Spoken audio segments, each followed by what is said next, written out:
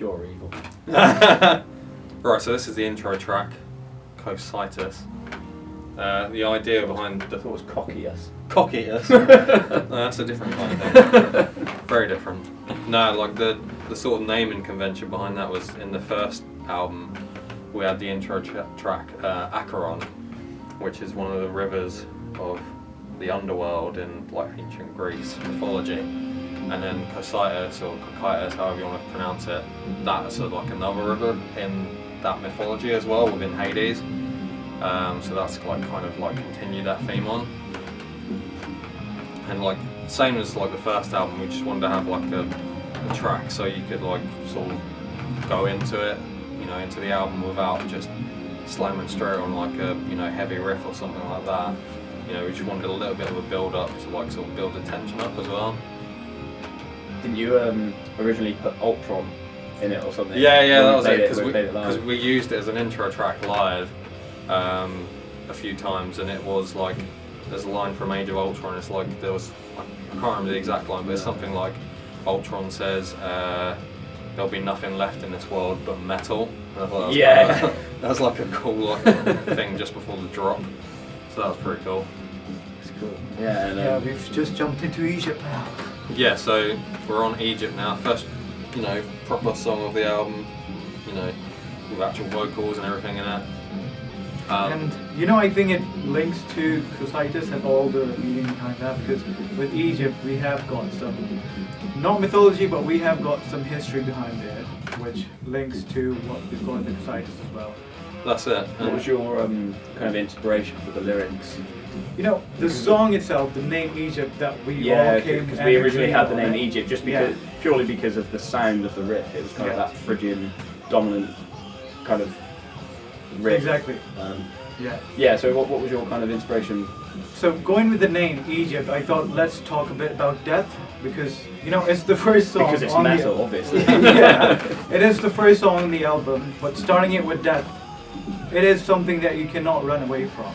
No. Because if you think about it, Egyptians, like, they have got big monuments, they have statues and pyramids, and that's where they still are at the moment with their gold.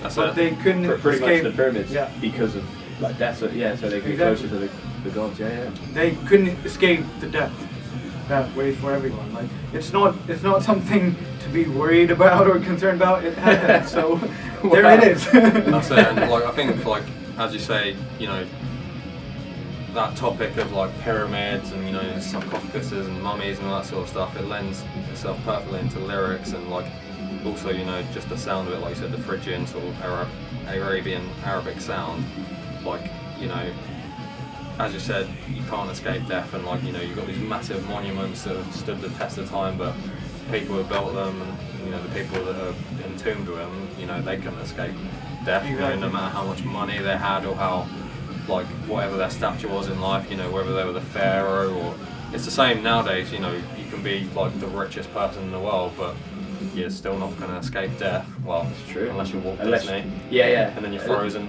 Yeah. In carbonite. Cryogenically frozen. Yeah. To me, the song kind of reminds me of like a pharaoh who's been kind of resurrected. That some guys discovered his tomb, and he's been resurrected. He's like really pissed off because he's like been sealed for this amount of time. He's just been trying to get a good nap. That's right. Yeah. They fucking woke him up. But yeah, no, I love this song, and one of my favourite guitar solos I've done. I'll agree. I think I cheers. think even like when you did like the demo track, like, because I know the solo is slightly different now. Like even back then, I was like, oh, this is fucking epic solo. I don't know what it is that I love about it, because I love this version even more than the demo version. It's just like there's certain bits where you use certain phrases that have got like a really Egyptian feel to it, but like it's not like it feels like you didn't sit there and think, oh, how can I make this sound Egyptian? It's like the lick that you used just worked in terms of the riff that was playing behind it. Yeah. So this is the one just then was currently at. That was Ali's solo. Yeah. But yeah, when I was coming up with some of the ideas, I pretty much improvised. I did like maybe 10 takes of just pure improvisation, and then I kind of picked out what worked and just kind of not pasted it because I recorded it obviously. But I'll I'll Yeah, just second put it that together. because improvisation, I think that's the best way you can come up with stuff. Yeah, Even with just like my testing stuff. the water. Exactly. Yeah. Yeah. Because if you just sit down and think about it, you can come up with good stuff, but improvisation, you're feeling what is going around you musically. You come up with stuff. Even I remember like when we were recording the solo at your end, at your place. It was just a few. I think third take was solo just played. Yeah, That's it. Just the third take. And I think like, although saying that, there is an element of kind of writing it because there's a part in there where I do the kind of you'll hear it in a moment, but there's like a rundown, and my thinking behind that was to kind of follow the chords. So yeah, I mean, improvisation and writing it all comes together. The feel of the stuff. whole song. yeah. I think like one of the things we can say is like, I know like modern technology, modern recording technology kind of gets a stick, but like you can use that in a way that's like helpful. So you know, back in the day you used to be able to cut tape and do that, and it was a long-winded process. Now you can use the recording technology to slice it up. Now, I'm not saying you like cut and paste it, but you can try multiple takes without expending money on magnetic tape and all that. Well, and it's worked really well for us. I mean, we can record a lot of different things without having to even see each other. Like that's it. Don't want to see you lot. No, obviously. No, just because we live so far away, it makes everything a whole lot easier. It's a good lick right there. Oh, thank you very much. Cheers. Yeah, that's an epic solo. Thank you very much. But yeah, can't say enough good things about modern recording technology. Like, this album wouldn't have been possible without it. You know, I don't know, you know, if we lived like 30, 40 years ago and we were recording to tape, I think back then you had to be like a virtuoso nearly to be able to, you know, lock it down to the degree that people expect nowadays, because everything has to be super polished. You know, and you listen to like Black Sabbath records back then, and you know they weren't super polished, and there's out of key stuff, there's out of time stuff. Yeah. But like that's what gave it, you know. Well, that first album that apparently feel. was recorded in one day. Well, there you go. That's crazy, isn't it? I could never do that. So this track, Wicked Temptations, this is probably like our thrashiest kind of riff, I would say. And again, like we said before, it's like Painkiller. Is it Painkiller? Yeah. It's that kind of vibe to it. But it does. There's a big Kill Switch kind of influence in the chorus. Definitely. It's really melodic with a thrashy riff. Yeah. It contrasts really nicely, I think. And with this, it's like, this is probably like the song that had the most amount of tracks we've ever recorded on anything. Like, because obviously on the first album it was pretty much like bare bones in terms of like the amount of layers and stuff we had, just because of the time constraints we had. But this track I think had an excess of like over 50 individual tracks, and that wasn't like, you know, 8 guitars layered or whatever. There's like 2 rhythm guitars, and then there's loads of different little tiny parts, and you probably can't hear it all in the mix because it is like, Joe's done a really good job blending it all, so it sits really well together. But there's so many little tiny layers, and you know, I think one day we'll probably do a video like breaking that all down and like how we're recording it and all the individual pieces. But you know, it's mind blowing just how much is in this song, and you know, the arrangement itself, like the actual, you know, start to finish skeleton of the song was really easy to write. But all those extra little pieces, again, like we said, that was just sort of experimented with things, and like even with the vocals as well, like the harmonies. There's so many layers there, it's crazy. And they all got used in the end as well, you know, the majority of it. Yeah. Yeah, a lot of, you can hear it in the choruses. I think originally I wasn't going to layer up the kind of And then we laid it on everything. Yeah, we put it on everything. Yeah. Acoustic guitar, clean, electric, and then like, makes it really pop out, I think. It does. And when we did the demo, it was like, it kind of had like a, I don't know, it always reminded me of like Bring Me the Horizon, like, you know, because I don't really listen to their music that often, you know, I've heard bits and pieces here and there, but you know, I wouldn't say they were an influence on me. But when we did our demos, like we had this really heavy reverb on that guitar, the chorus guitar that's playing the and it was just this like washed with reverb, and it really reminded me of that kind of like, I don't know, like, well, I don't know what you'd call their genre, like kind of post-metalcore, I guess, that kind of feel. And again, it goes back to the Kill Switch thing. Yeah, definitely. Here comes the breakdown bit. Yeah.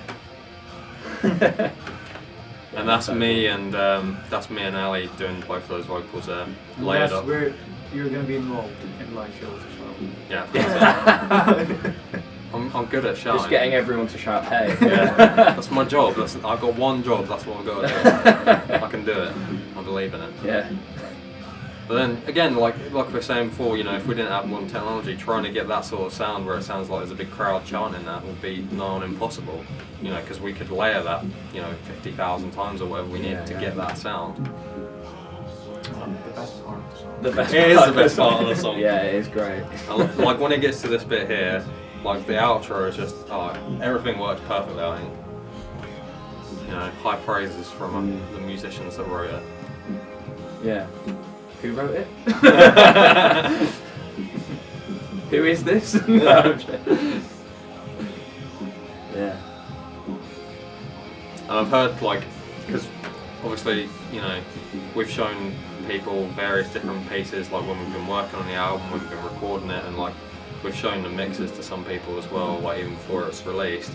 And a lot of the feedback I get is this song, especially the outro, really is a standout moment in it. And the reviews that we've had so far have kind of picked up on that as well, which I think is really, really awesome that that's sort of been noticed. Because that's something that I think, the three of us and Mike obviously as well, we're really proud of, just how this song turned out. Because it is kind of different to what we've been doing before. Yeah. It's great. I love it. Alright, next What's song. next? You know what's next. I really don't. Oh yeah. Oh, Probably. yeah. I think this one's probably my favourite track. I don't know. I like this track a lot, but it's And why definitely is that? growing on me. I don't know. I've no reason. Is So that a whoever wrote shitty riff? shit. Nah, it's an awesome riff. Because I remember when you sent it to me, it was a sli- different speed, It it was was slower. different. It was. Yeah. It was, I think the notes... It was slightly different. The accents were on different notes. It was da da da da da da da da da da da rather than. Do that again? Yeah. You really get an idea what I'm trying to say there, obviously. But But yeah, and then, because that's the thing, because we built the songs for bits and pieces, the riff from you here, or riff from Ali here, and then that kind of came together, and then a big jigsaw puzzle. a big steaming pile of jigsaw. That's right. And then, and then when we slotted that riff into this song, that all came full circle, because I think that kind of made the basis of the majority of the song, and then as soon as I got that in place with the drum beat that I thought sounded kind of good, tempo-wise, I come up with a chorus riff, and then the intro riff followed after, and then this is one of the songs for me, when I wrote it, it was the most organic, in terms of it all coming together. The bits and pieces, and pieces that you wrote, pieces I wrote, and for it to all fall into place, it was definitely the easiest song I've ever recorded, wrote, I think. And with the vocals, I can't really remember now, but was it the same for you, or did you have a kind of a battle to find that? First I'll talk about the topic of this song, because we've talked about Egypt. Yeah, that's cool. We've talked about Egypt and it being death, but this album moves on to hope as well. So the title of the song is Nothing to Fear, which means that there's nothing to fear. You don't have to follow a set of rules to achieve something. I'll say, even in music, what you said about us not following the genre, not being metal with Wicked Temptation, the way it ends is pretty different to what the bands that we are aligned with. It's pretty different to that, but we like it, so we don't have to follow any rules. And with this song again, the lyrics on it says that you don't have to fear anything. There will be new faces that you will not know, but there will be light at the end of the tunnel. So there's not only death. Death is the final process of the whole life that follows it. So nothing to fear is there. What was the question again? the vocal melodies and stuff. Vocal melodies. Yeah, do you find that hard to do for this song? Because the rest of it fell into place pretty easily. The thing with me is I'll keep it the way I write melodies for vocals I didn't really touch. Yeah. I'll keep listening to the main riff or whatever is there, the skeleton of the song, and then things will play in my head. I'm not saying there are voices in my head. Yeah. Sure. Should probably see someone about that. No, Yeah. I don't know.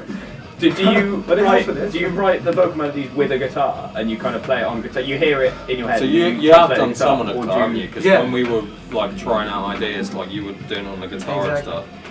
But do you know, is it a mix or? Because I've never Not seen for this one, because if you think about it, listen to the song, then going with what is the best vocal melody for it, I'll just go with that. This is your Rob Halford moment. Oh yeah, I was just gonna say, man, Rob Halford is a big influence for this song because it's got like that high pitch in the background. You might not be able to hear it clearly, but if you really listen to it, you will be able to. But yeah, vocally, some of the songs I did come up with using the guitar, which was Cool. Upcoming Liar and Daydreamers. Daydreamers was totally on a guitar. And it Sounds works pretty really good. well. Yeah, definitely.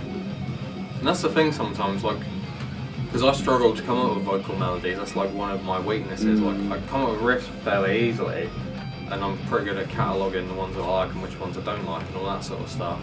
But when it comes to vocals, I really do struggle with that. I mean, same as you, I think the easiest thing for me is like coming up with it like a riff, like on a guitar, and laying it down as a recording, and then you can find like harmonies and patterns that work with it. Like, you demonstrated something to me which I thought was amazing, like when we were recording, it's like you were just coming up with different harmonies on the fly, and it wasn't just like major thirds and stuff like that, it was like all these crazy different harmonies that you would like just come up with straight away, like as soon as we tried it out. So it's like good voices in my head. No, I can do that. That's like that's kind of amazed me. That's great. No, yeah, I really like this track, as you guys do. Like this one is really dear to us. All of the songs are, but Yeah. this one is like, yeah. And it's funny because like, again, like this is kind of like a hopeful kind of upbeat kind of song. Even like I think the riffs are like in minor key or whatever, but it feels kind of upbeat and like kind of powerful. But you know, Triumphant. triumphant definitely. And it's funny like because the few reviews that we've got already so far, like some of them already picked up on the fact that like there's kind of a divide in the album. Like they said, the first half's kind of like a bit more sort of, I don't know, powerful and triumphant, I guess you can say, kind of like, you know, got that feel to it, and then the second half's a bit darker, and I never realised that until I'd read that, and then when I listened back to the album I could kind of feel that a bit. There is like definitely like a kind of tonal split. Light and shade. Yeah, which is great, because I think it works really well with like the themes of the album. For example, this track is really, I think it's in a major key, isn't it? Parts of it, yeah. Like that. It reminds me like a pop punk kind of song. Yeah. That's kind of the vibe I got from it when I started laying it down. And it's funny because like the album cover itself, you know, the title, the lyrics, the themes of everything in the album mirror that. You know, it's we die as we live. You know, it's like life and death. It's, you know, reaping what you sow, that kind of thing. That dichotomy of it.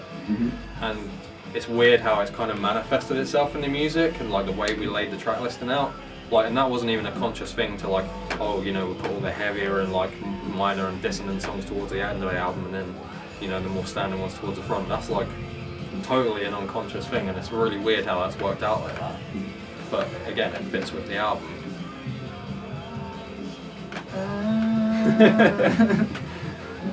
Yeah, it's quite different to a lot of our other songs, I think. Like, Definitely. But I mean, like I say, it's more pop punk. Yeah. Kind of. This bit is really like- kind of punk, is it? it is, and I like this chorus because I remember it was a gig that you can come to when we played in Hatfield. Like, this song went over really well, and we'd only rehearsed it a couple of times, and people were fucking loving it. And you know, that was before we'd even finalised any of the recordings. And it wasn't even complete, this song. no, like, we didn't. I don't think we had any lyrics for Yeah. the chorus, did we? It was just like, whoa, whoa, yeah, like James Hetfield style. Oh yeah! But it, like, yeah, like people, like it's a catchy melody on the chorus, and you can kind of, It's got a nice hook. yeah, like if you don't even know the lyrics, you can kind of hum along to it. Like, and that's like, you know, one of the reasons I think this song, you know, other than the fact that like the key is like in a completely different key, it sets itself out from the other songs because of those reasons. Yeah. And humming along to the song will be the idea to go with, because singing it is really hard. It's high. Yeah, like it's this one of is the hardest songs. this is probably the hardest song for us to record on vocals, I would say. Exactly, yeah. Like we did. Yeah. Cleared the pipes on it.